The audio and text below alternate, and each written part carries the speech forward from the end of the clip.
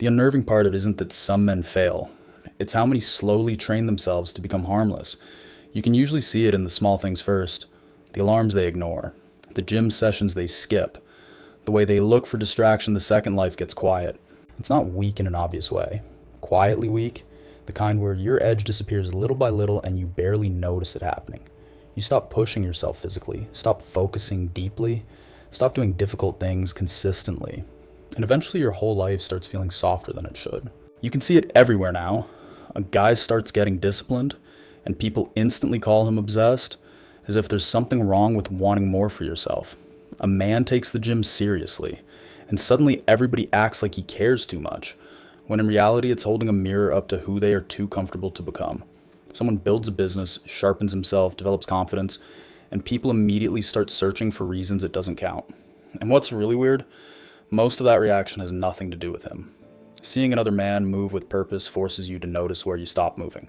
That's why certain people irritate you instantly. Not because they're arrogant, usually because they still have momentum. Meanwhile, your own life starts feeling repetitive in ways you don't even talk about. You wake up tired, already negotiating with yourself before your feet even hit the floor. Your room feels stale.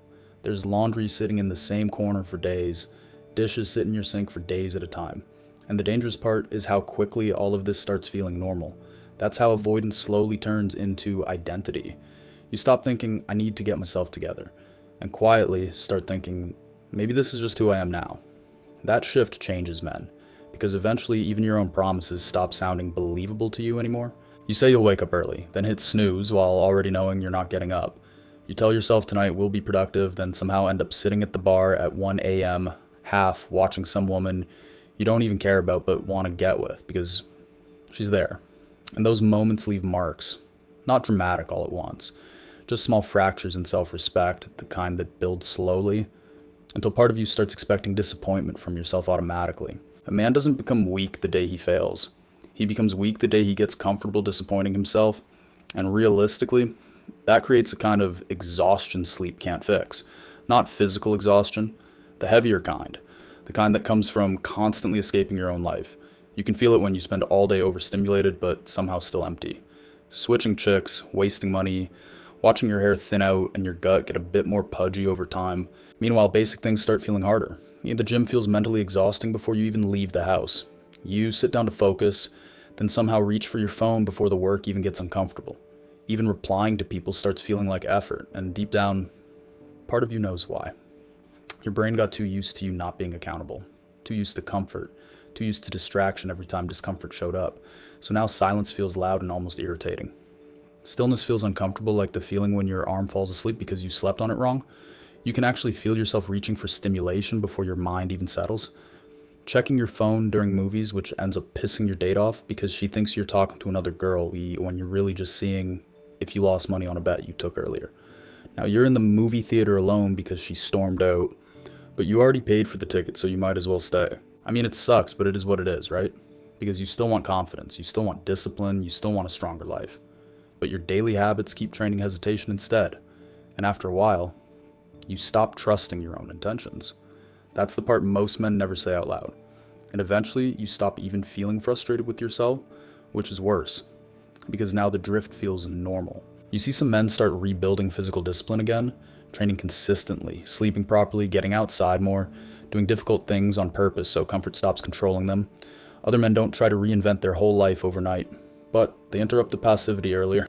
Less dating without standards, less escaping boredom immediately, more finishing things they said they'd do. None of that looks impressive immediately, but internally, it rebuilds something important. Self-trust. And once a man trusts himself again, his whole presence changes. You can feel when a man stops negotiating with himself all day, his energy becomes calmer, but more solid. And to be honest, ego traps more men than failure ever will. A lot of guys would rather look detached than inexperienced, so they hide behind sarcasm, irony, pretending not to care too much. You can watch it happen constantly. A man wants to start creating something, but jokes first so nobody sees he actually cares. Someone wants to get stronger, but keeps delaying the gym until he feels ready. A guy wants a different life badly, but keeps surrounding himself with the same people holding him back instead of providing him the space to confront himself from a level of honesty. And eventually the hiding becomes automatic. You stop avoiding embarrassment, you start avoiding truth. Because trying seriously forces you to see exactly where you are. And a lot of men secretly fear that moment, not because they're incapable, because they know deep down they've been wasting years of potential. That realization hits hard, especially late at night when you are walking home alone for the first time in a while.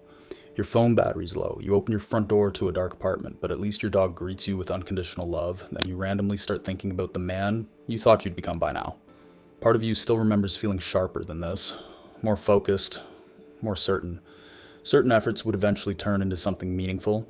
That disconnect really sucks and is probably more painful than men would like to admit. Some respond by dropping the performance entirely. Less talking, less fantasizing, more action, more structure, more consistency. Other men stop obsessing over huge transformations and rebuild confidence through smaller acts of discipline repeated daily. Keeping promises.